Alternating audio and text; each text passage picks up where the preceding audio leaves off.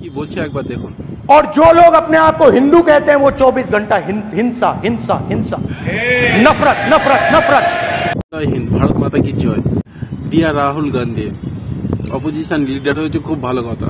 রাজনীতি করো, বিজেপির গাল দাও, যা খুশি করো, কিন্তু তুমি হিন্দুদের নিয়ে উল্টো পাল্টা বলছো। যেখানে 140 কোটির দেশ, সেখানে 110 কোটি শুধুমাত্র হিন্দুরাই বাস করে। তুমি বলছো হিন্দুরা হিংসা করে এবং হিংসা ছড়ায়। এটা কি বলছো তুমি? সব থেকে বড় প্রমাণ হচ্ছে 110 কোটি হিন্দু তোমার স্টেটমেন্ট দেওয়ার পরেও তারা চুপ। তুমি ভালোভাবে আছো, শান্তিতে আছো, স্টেটমেন্ট দেওয়ার পরেও এত বড় স্টেটমেন্ট দিয়েছো তুমি হিন্দু সম্পর্কে।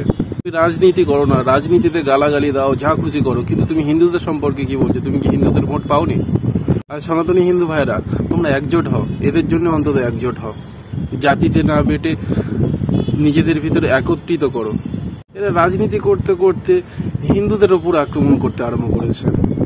যেখানে স্বামী বিবেকানন্দ বিশ্বের দরবারে গিয়ে শান্তির ধর্ম প্রচার করে এসছে, সেখানে এরা বলছে হিন্দুরা নাকি শত্রু, হিন্দুরা নাকি।